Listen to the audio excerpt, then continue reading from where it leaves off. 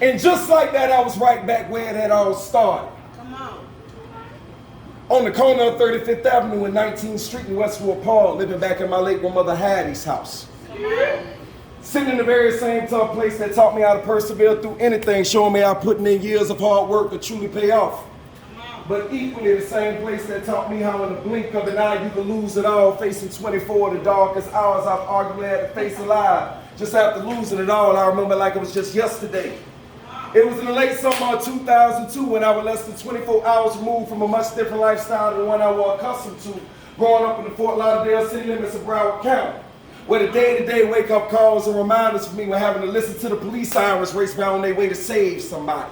On their way to investigate another lifeless body, unsurprisingly discarded in my beautiful coastline city by somebody, it was finally replaced by the sweet sounds of the birds chirping outside of my windowsill as my new alarm clock ringing off in the early mornings, warning me that it was time to rise and shine and get it together because, see, Coach Herm Edwards, he didn't tolerate his players being late for practice.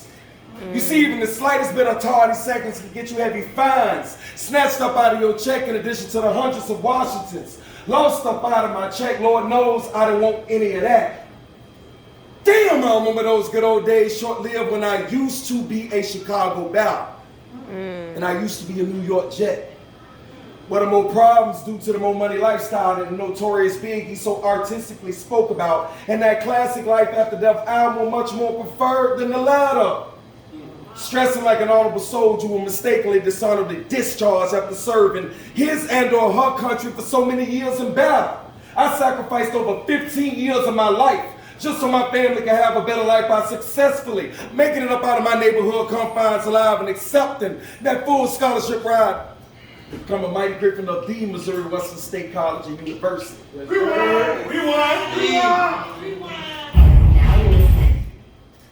A 5-year investment ultimately, now I want to even go back a little bit more, as I want y'all to remember this part. All right. Okay. Damn, I didn't want any of that.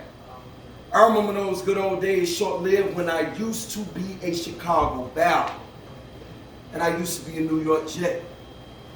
What the more problems due to the more money lifestyle that the notorious Biggie so artistically spoke about in that classic Life After Death album, much more preferred than the latter.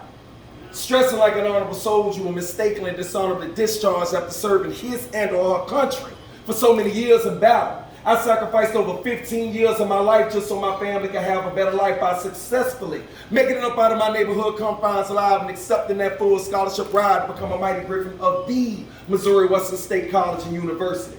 A 5-year investment that ultimately catapulted me into a once in a lifetime opportunity that less than 1% of all humanity would ever have an opportunity of experiencing in their lifetime.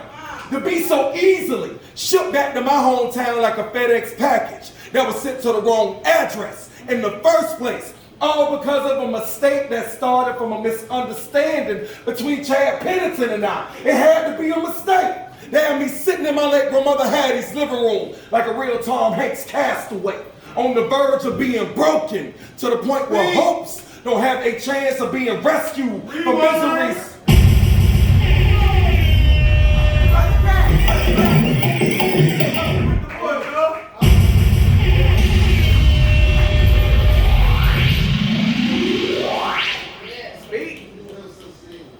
To be so easily shipped back to my hometown like a FedEx package that was sent to the wrong address in the first place, all because of a mistake that started from a misunderstanding between Chad Pennington and I. It had to be a mistake. They had me sitting in my late grandmother Hattie's living room like a real Tom Hanks castaway, on the verge of being broken to the point where hopes don't have a chance of being rescued from misery's company, praying on someone or somebody to please save me.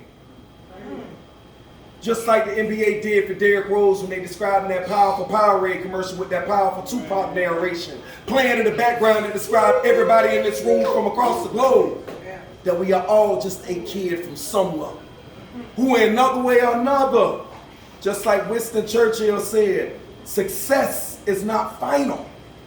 Failure is not fatal. It is the courage that counts to keep going. Like when Michael Jordan, he was cut from his team when he was 16. But he kept going. Or when Oprah Winfrey, she was told by so many people she never making the TV. But she kept going. Or what about this incredible story about this Florida kid I know who's incredible on with a pig skin? It came to an abrupt end. It's amazing what happened to him when he chose to pick that pen and pad back up and he put that pain down in that poetry. What's your shit, Quick? Regardless how adversity corners your life story, you never give up on the rest of your life. You keep going and you watch what happens when you keep going. Chicago, what's up? Make some noise. Let's keep it going.